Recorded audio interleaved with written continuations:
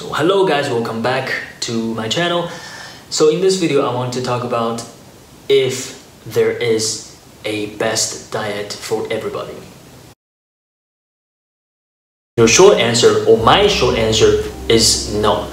There is no so-called a best diet or the best diet for everybody, because firstly we all have different genetic backgrounds. For certain people, they might digest, say, gluten very well or lactose very well, but for certain other people, they do not do that very well.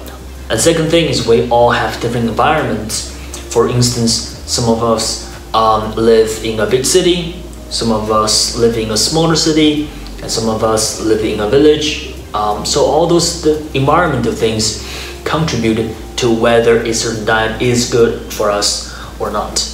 And the third thing is that the gut bacteria, all of us have different combinations of bacteria in our gut. So maybe for you, your combination of gut bacteria allows you to, say, digest meat better, while some other people, due to both actually environment, genetic, as well as gut bacteria, as well as emotional, everything contributes. So to certain people, they might be able to actually digest and extract more nutrients from, say, plants or beans than other people. And fourthly, we all have different purpose. By that I mean, for instance, a professional swimmer or professional athlete, his nutritional and energetic requirement is not the same, completely different than a normal worker or IT programmer who's sitting there all day long. So for instance, if you're doing a lot of physical activity, if you're training for, say, triathlon or training for MMA fight, your nutritional requirement will be different. And one thing that all those different schools of diet, as well as different philosophies, all they agreed upon is avoid processed food. Because everybody starts to realize that all those foods, all those highly processed foods are deprived of vital nutrients, while they just give us or give you some empty energies. And one of the most important thing about those extreme diet is this sense of superiority.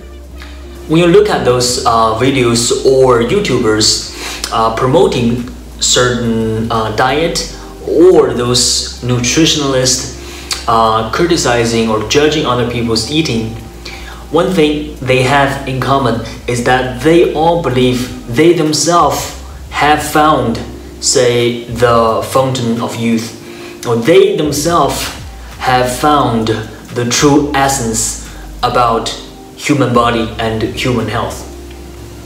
And when you look at those different diets, for instance, like fruitarian, vegan or raw vegan, vegetarian, pescatarian, paleo, carnivore, the recent very popular one, all of them, they say their diet is the best for your body. Whoever you are, no matter what background you are and what health state you are, their diet is the one.